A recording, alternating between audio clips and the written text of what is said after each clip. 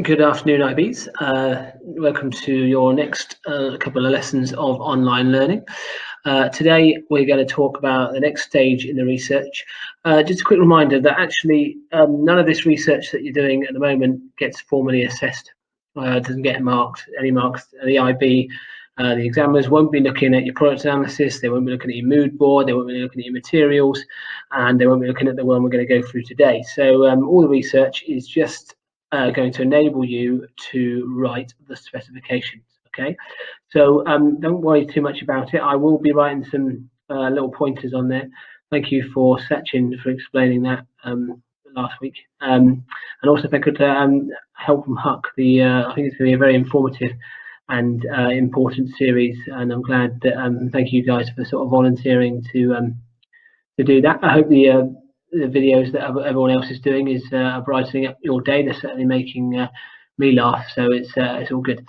So yeah, today what I want us to do is I want us to put together a sort of client interview.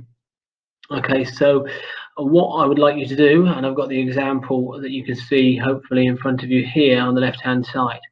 I want you to think about who your client could be, probably someone in your target market who could actually want the product, and I want you to devise a few questions. Now, I know your first question is going to be how many questions should I do?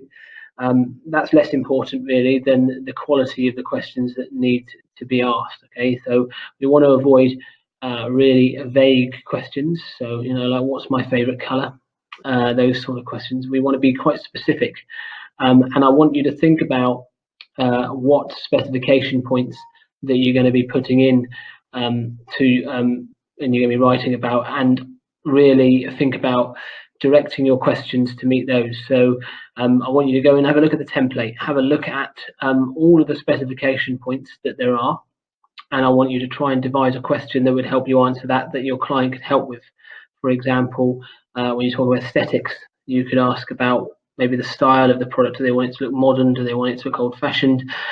Those sort of things. When you talk about the cost, you could ask the client what they'd be willing to, what their budget is, or what they'd be willing, what they want the product to sell for.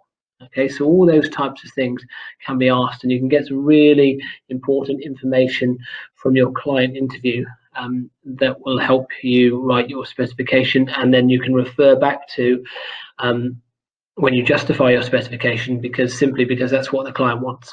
All right, so another thing is time scale. How long does the client going to give you to actually manufacture the product, and things like that. So I would like you, first of all, just today, all I'd like you to do today is come up with a range of questions.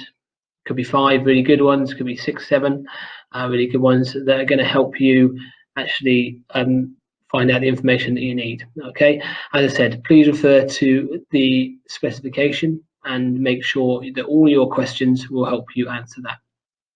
Okay, so today's work, devise a client interview.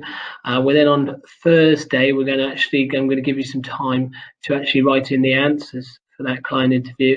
And then what I think we need to do next week is I'm going to give you some time in lessons to actually act on all of the feedback that I've given you so far. Okay, so that's what we're going to be doing this week, client interview in today's lesson. Can you make sure that you're all uploading your work to the correct assignment so I can actually mark it?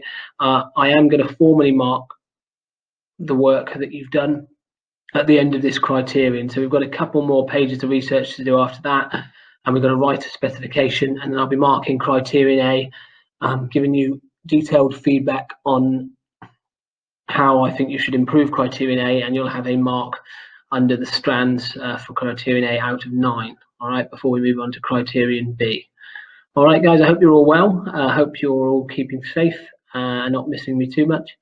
I will be in touch and speak to you on Thursday. Don't forget, I'm live during the lesson if you've got any questions or struggling with this. I know some of you have been emailing me separately as well, which is absolutely fine. Thank you for that.